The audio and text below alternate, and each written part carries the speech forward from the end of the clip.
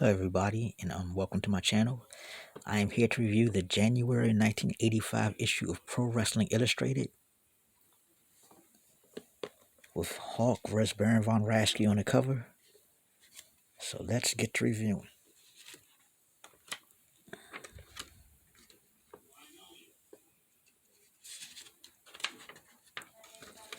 Of course, the table of contents: Michael Hayes and the Road Warriors. Between the Falls, the fans write letters to the magazine. Some of the fans talking about the last issue that had Sergeant Slaughter on the cover.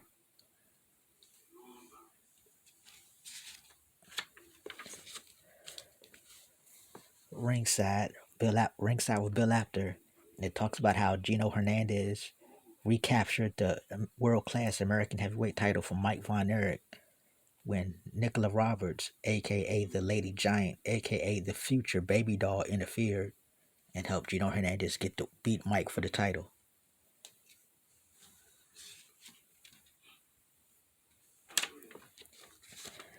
King's quote with Peter King. It talks about Bobby Heenan and Nick Bockwinkel's relationship after Bockwinkel lost the AWA World Heavyweight Championship. And Bobby's talking about how the pressure is off of him now. Pressure's off of both of them since Nick lost the AWA World Championship. And he says losing the belt would just make Nick more hungrier to get the title back.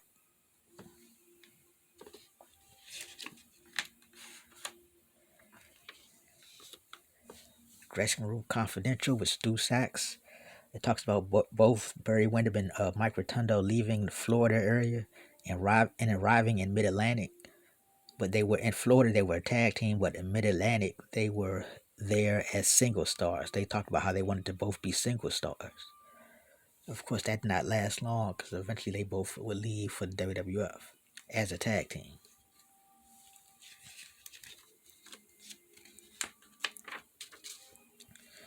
What they are saying: every month, reporters will have quotes from the wrestlers. So here's one. Let's read what Eddie Gilbert says. "You can say whatever you want about me because I just don't care anymore. Why should I spend all my time catering to the fans and taking time away from my training? If I want attention, all I have to do is walk into a restaurant and announce my arrival. I'm a star. I don't do things for people. People do things for me." So this is, of course, after Eddie Gilbert just turned on Tommy Rich. And now he's a heel. All right, let's see what Dusty Rhodes has to say. "Y'all in the Mid-Atlantic area better come down to your local arenas real soon to see the event of a lifetime. The Dream and Ric Flair, NWA World Champion, not only in the same ring, but on the same team. And it's all for a good cause, to help Wahoo McDaniel see the light. But when this is all over, Rick, be ready. I'm going after the world title." So that's Rick talking about, him and Ric Flair teaming up in the Mid-Atlantic area. Back issues of Inside Wrestling, back issues of The Wrestler.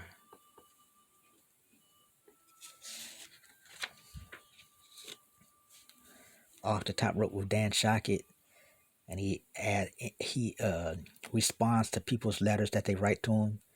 He also talks about Bob Backlund getting tired of waiting for a title shot at Hulk Hogan, so he left the WWF.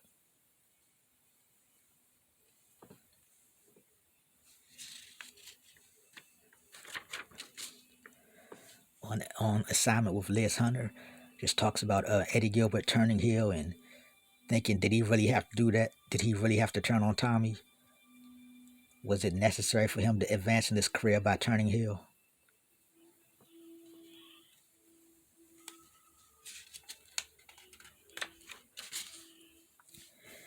Interview with Michael Hayes. This is the Freebirds. They're on their way. They're kind of still in world class, but they're on their way to the WWF, which apparently did not last long.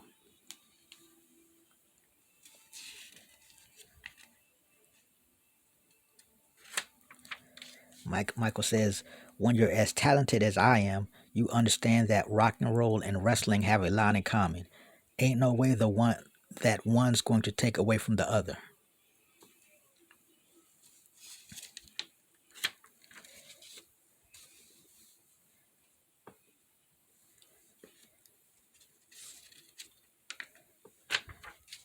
Okay, in focus talks about the Hell's Angels, the Duprees, who I guess dressed up like the Hell's Angels, and this and asking they and the in focus is asking were they the original Road Warriors. Now I don't know if it was these guys, the Hell Angels, but I know there was a tag team that kind of called themselves the Hell's Angels, and the actual real Hell's Angels rode up on him and beat him up and told him stop using our name. I'm not sure if it's these guys or not, but they said the real Hell's Angels rode up on some wrestlers pretending to be Hell's Angels and beat them up. But yeah, the Duprees, I'd never really even heard of them, so they're not the original Road Warriors. Talks about Kevin Sullivan doing his satanic work.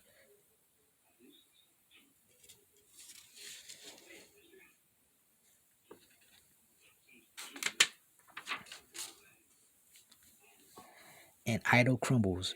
Billy Jack's heartbreaking war with Dory Funk Jr. Billy Jack idolized former NWA champion Dory Funk. Next to Dusty Rhodes, Billy felt that Funk was the finest athlete West Texas State University ever produced. Dory had different opinions. However, when his bullwhip came down across Billy's back, Billy was forced to fight the most heartbreaking battle of his short career.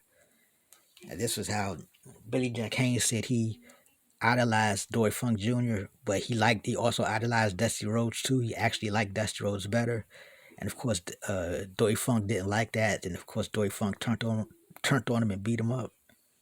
I don't think he really turned on him, but he just beat him up. So Billy Jack has to come back and beat up one of his idols, Dory Funk Jr.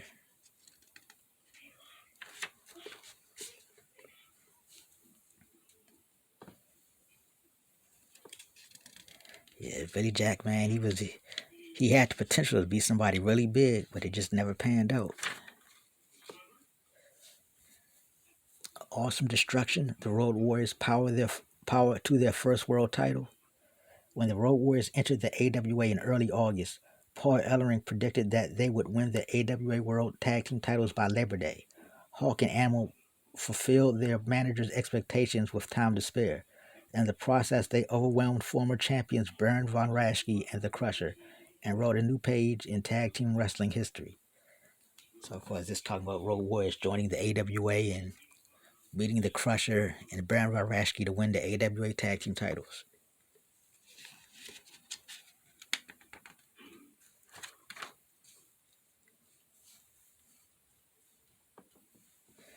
Close up on Tito Santana.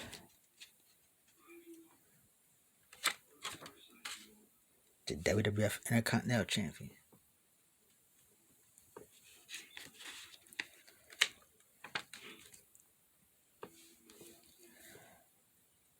Tito Santana's greatest match is February 11th, 1984 versus Don Morocco, where he won the Intercontinental title. His toughest opponent is Nick Bockwinkel. His favorite maneuver is the flying forearm. And Tito's most hated opponent is Iron Sheik. Oh, I thought it would have been... Well, I guess Greg Valentine ain't there yet, maybe, but... Yep, the Iron Sheik. Okay, Achievement Awards. Achievement 84, Special Fan Ballot. Vote for the year's best wrestlers and matches. So this is the achievement. I mean, voting for the achievements for the year in review. Rookie of the year. Last year was Angela Mosca Jr., who was kind of horrible, but some of the runners up this year for Rookie of the Year is Steven Scott Armstrong, Kevin Kelly, and Mike Von Erich. Most popular wrestler of the year. Last year was Jimmy Snuka.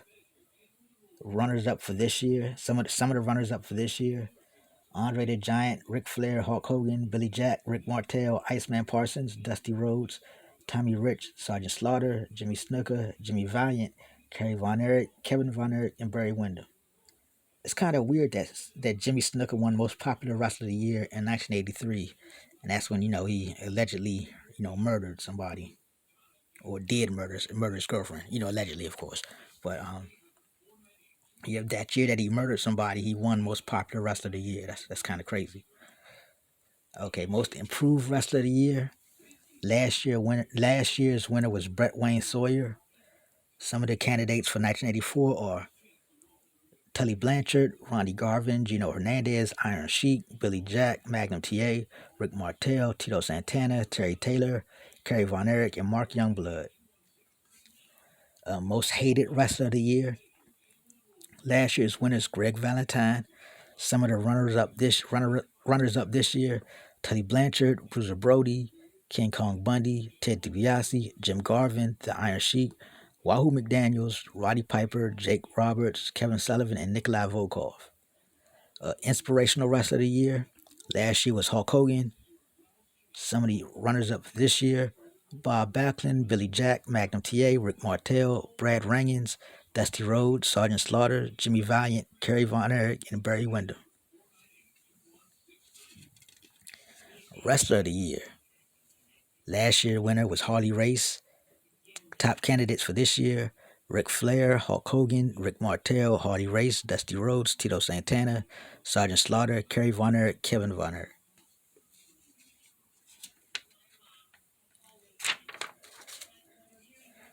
Wrestling Inquirer. Internal explosion among Sullivan cult members. Think this is beef. I don't know, beef between Billy Graham. So Billy Graham and Kevin Sullivan. Issues that was starting to develop between those two.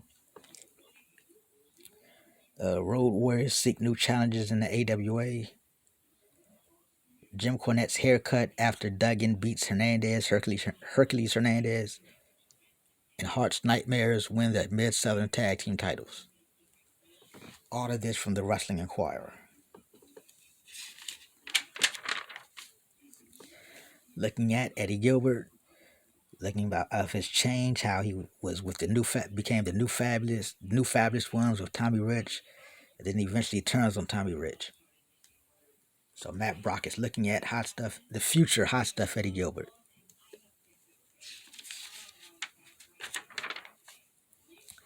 This month in The Wrestler, the Tully Blanchard Rick Steamboat feud. Will Dusty end it or make it worse? Mike Von Erich wins the world-class American heavyweight title, and his father fears for his safety. This month in Inside Wrestling, read how Hulk Hogan and the Spirit of Hulkamania trampled Big John Studd. North American heavyweight champion Magnum TA is finally getting the credit he deserves. So that's this month in Inside Wrestling.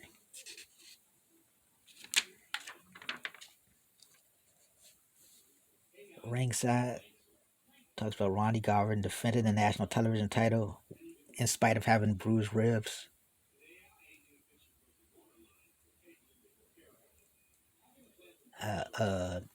James J. Dillon brought the Zambui Express to the Mid-Atlantic area.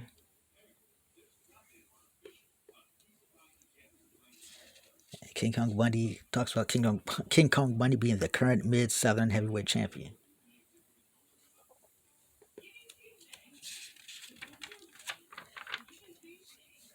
Between the Falls, continuation of Between the Falls. Letters about Magnum TA and Gino Hernandez.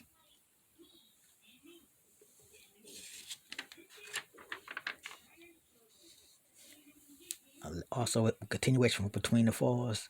A letter on Tito Santana, saying how he's the real champion because he defends the title more than Hulk Hogan did. Back issues of Pro Wrestling Illustrated. Continuation of King's Court with Bobby Heenan and his relationship with Nick Bockwinkel.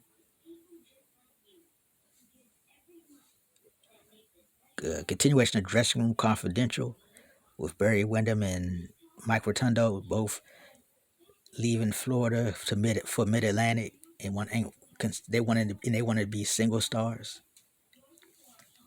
And joined the organization that supports pro wrestling, the WFIA, because a Wrestling Fan International Association. Heard of this? I didn't know they advertised in the magazines though.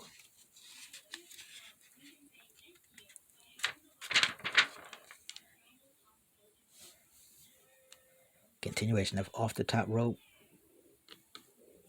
where a fan writes about how great Barry Windham is and Dan Shockey disagrees. And a fan writes about his love for Tommy Rich and Dan does not agree.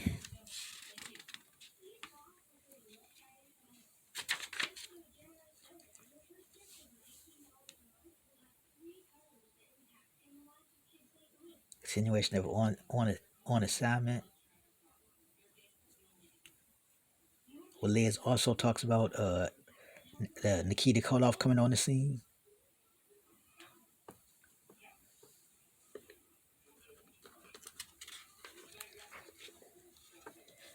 Continuation of their Achievement Award nominees.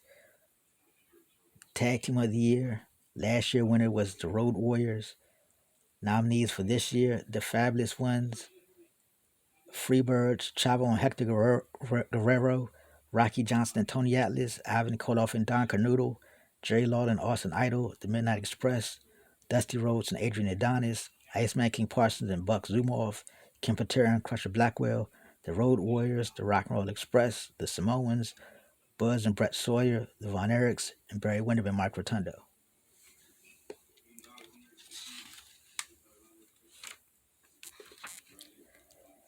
Manager of the Year.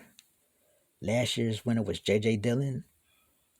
The top candidates for 84 will be Sheik Adnan Al-Kaisi, Skandar Akbar, Lou Albano, Freddie Blassie, Jim Cornette, J.J. Dillon, Paul Ellering, Mr. Fuji, Gary Hart, Jimmy Hart, Bobby Heenan, Sir Oliver Humperdinck, and Paul Jones. And match of the year. Last year winner was Harley Race versus Ric Flair when Race beat Rick for his seventh NWA World Title. Candidates for match of the year in '84. Ric Flair defends the NWA World Title against Rick Steamboat in New Jersey, the Meadowlands. Magnum TA wins the North American title from Mr. Wrestling 2. Hulk Hogan wins the WWF World Title from the Iron Sheik.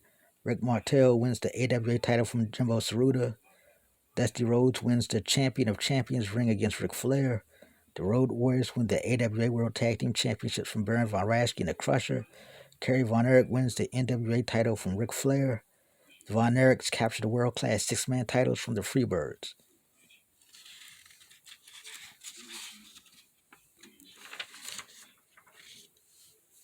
Okay, this is the Arena Report.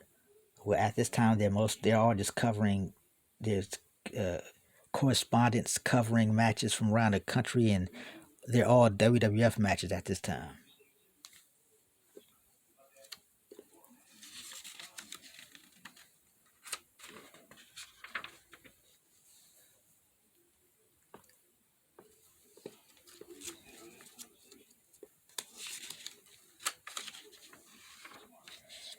Got your official ratings.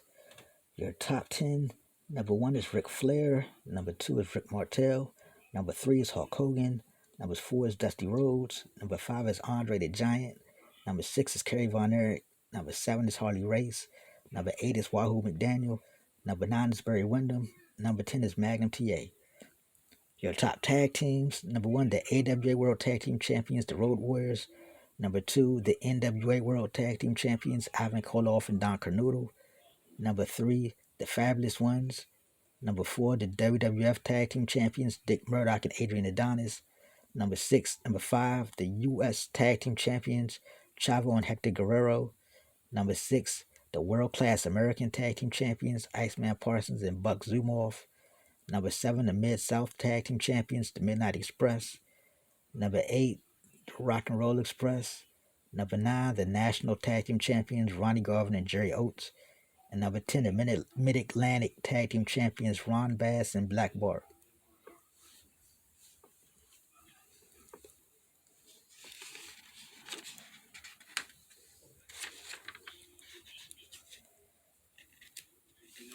Okay, they have the ratings for Southeast Championship Wrestling. Number 1 is Bob Armstrong. Number 2 is Austin Idol. Number 3 is Ron Fuller. Number 4 is Scott Armstrong. Number 5 is Johnny Rich. Number 6, the Tonga Kid. Number 7, Pork Chop Cash. Number 8, Brad Armstrong. Number 9, Jerry Stubbs. And number 10, Arn Anderson.